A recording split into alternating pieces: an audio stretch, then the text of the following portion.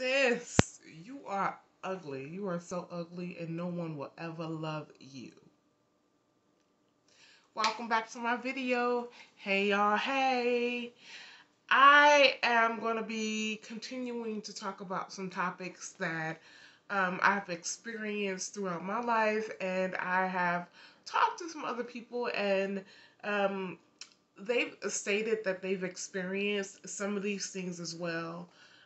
It may not be for everyone, but I wanted to address these topics because it falls right in line with dealing with mental health issues, dealing with um, how people play the roles into that, people around you, people you don't know, people you do know, etc. But first, before we get into the video, like always, y'all know what I'm about to say. Let's go to the sponsor of my video, which is my brand new book, The Hush Language Mental Health Journal, Youth Edition. This journal is filled with 18 interactive arts-based lessons for youth dealing with depression, self-esteem, bullying, peer pressure, anxiety, all of those things that youth may go through but need a form of an artistic expression to really develop themselves and just really learn the basic skills to help them through it, okay? And it's all, an artistic vision, and I love it. Okay, go to my website, check me out, purchase your copy, and while you're there, look at my other books that are there, which is The Scholarship Thief, Depression Wears Lipstick, and My Prayer, My Sword. Use code YAY10, that's YAY10 for 10% off of your purchase. Thanks for your support. Now let's get into the video. So, as you can tell from the title of this video, we are discussing the topic of you are ugly. You, sis, you, looking at me, you are ugly and no one will ever love you. So let's go back to a couple of my experiences because I've actually had a couple people say this to me as I was growing up.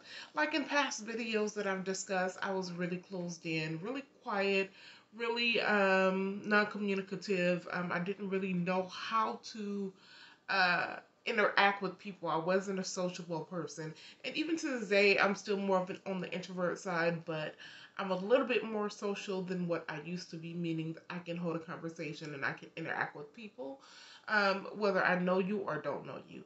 But back then, it was just very, very difficult for me. And I believe that people really use certain people because it wasn't everybody.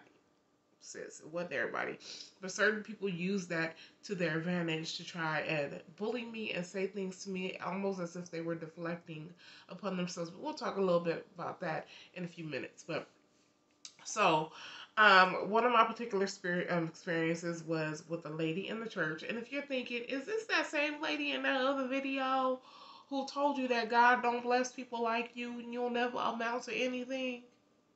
Yup. Same lady. And you might be saying, sis, she toxic. Why you was staying around her? Again, I was young and I was in a situation that I was working to get out of. But anyway, so I remember she looked at me and I had some physical flaws that I wasn't too proud about. Physical flaws. And I remember her saying to me that, I had a lot of gaps in my teeth, and boo-boo, I still got gaps in my teeth, right?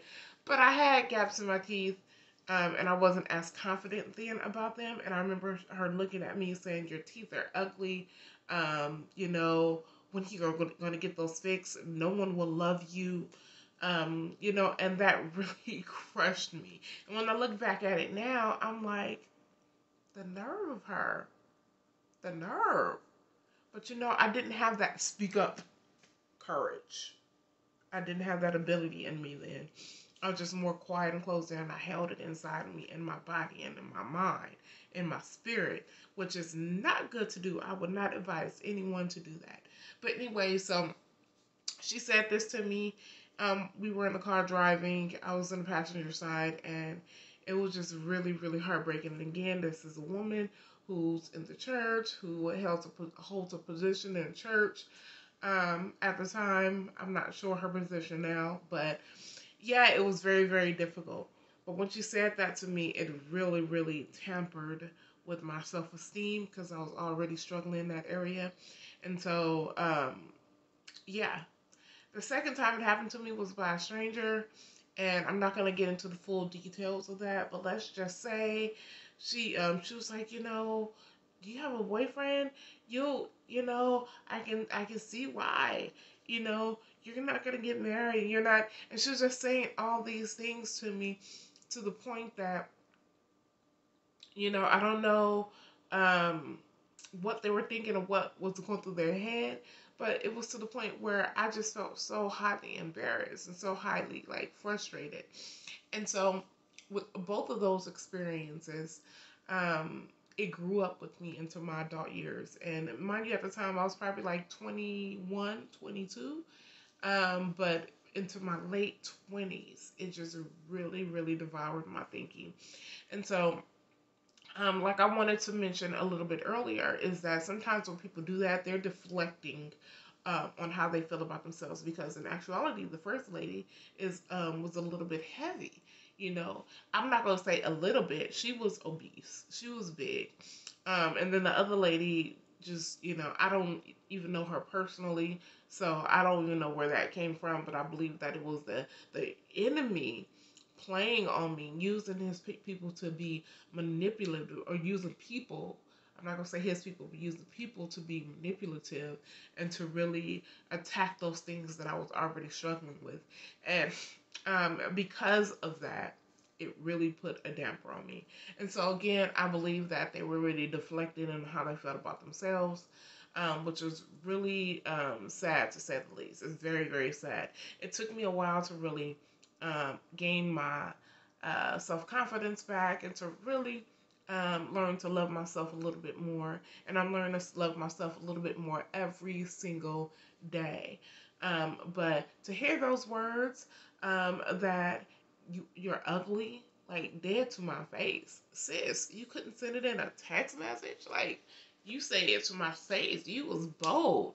Either way, whether you get it in the text message or someone say it to your face or a letter or whatever it is, it's still hurtful and it should not be said. So again, like I always say, a little bit of encouragement, that if you have young people in your life, encourage them, speak life into them. Um, if you know that they have self-esteem, or you see that they're a little timid and shy, speak positivity into them, because they're going to grow and evolve into someone that you would never imagine. Okay, don't speak down to them, don't tear them down, don't um, allow them to fall into this mental barrier that you're placing on them with your words. Okay, speak life into them, let you know that you love them, let you know that you support them, let you know that you got their back. And I'm talking about, these are people, that young people that that maybe in your family, maybe your children, your nieces and nephews, cousins, close family members, anyone that you're really close to. And then for those that you're not close to, but you know of them, whenever you see them or on social media, just let them know. I'm so proud of you. You got this. You're going to make it. You also have to understand that at that age, when you're first becoming an adult, whether you're 18, 19, 20, 21, in your early 20s, even in your mid 20s, hell, even throughout your whole 20s, you are figuring out life. And sometimes young people don't have the support system that they need, so they're figuring out life on their own. And if you do have that support system, you're still mentally trying to figure out, how do I do this, and how do I become self-sufficient on my own? How do I do this and feel okay and feel secure? And it's a scary thing, especially in this day and time. It is a scary thing because life itself is changing. It's constantly changing, constantly evolving, and becoming more and more scarier as the days go by. So, with that being said, encourage someone, okay? For the people, like I said in the previous video, for the two ladies that said it to me, I want you to know that I am stronger now. I'm wiser now. I'm so much better now. I've grown. I evolved. Your words, sis, did not break me. I don't know what you thought you were trying to do with them, but they did not break me. They did not tear me down. They did not destroy me.